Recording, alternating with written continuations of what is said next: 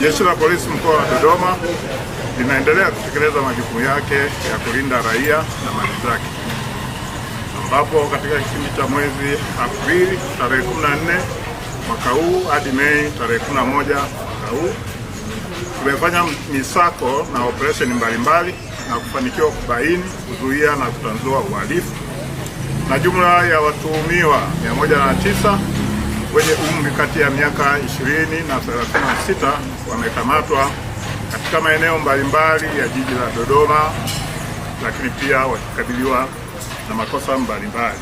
Watuhumiwa 39 walikamatwa kwa nyakati tofauti wakijihusisha na biashara ya ukahaba katika maeneo mbalimbali ya mkoa wa Dodoma, ikiwemo nje ya msikiti wa Gaddafi.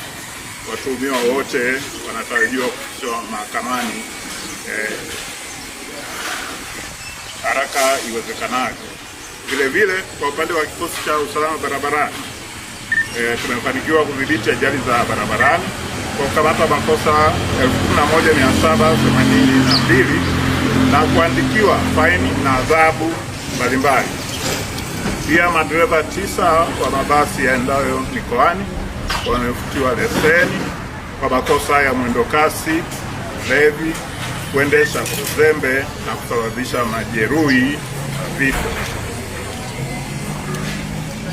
Hali kadhalika tumeendelea kutoa elimu ya usalama barabarani kwa watumiaji wote wa barabarani, ikiwemo vioni, mashuleni, nyumba za ibada na sehemu zenye mkusanyiko ya watu wengi. Elimu hii imechangia kwa kiasi kikubwa kupunguza ajali katika mkoa wetu. Katika operesheni hiyo, mnamo tarehe 4 mwezi wa 5 mwaka huu 2026 majira ya saa 3 usiku huko maeneo ya Msangalale, kata ya Dodoma Makulu, alikamatwa Arnold Lukama, miaka 28, mkazi wa Msangalale, anayetuhumiwa kwa kosa la mauaji. Katika tukio hili mwananchi mmoja ambaye alikutwa amewawa na mwili wake kutupwa kando ya reli, uchunguzi ulifanyika kwa haraka na hatimaye kubaini na kukamata mtuhumiwa huyo. Aidha, watuhumiwa wengine 22 wamekamatwa wakiwa na vitu mbalimbali, ikiwemo mali zilizaniwazo kwa za wizi ambazo ni simu 4, TV 13, friji 1, home base 1, monitor 1, keyboard ya Dell, speaker 2, radio 2 kampuni ya Philips na Sanda, mitungi 4 ya gas aina ya gas, pampu 1 ya kuvutia maji, viti 18 pamoja na pikipiki 7.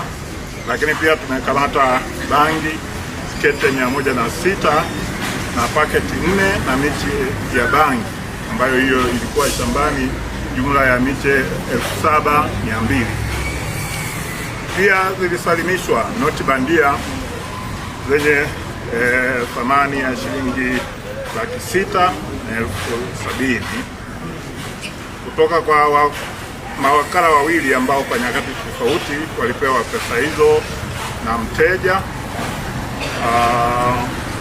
kwa lengo la kuweka hela kwenye laini ya simu baada ya kugundulika huyo alitoweka.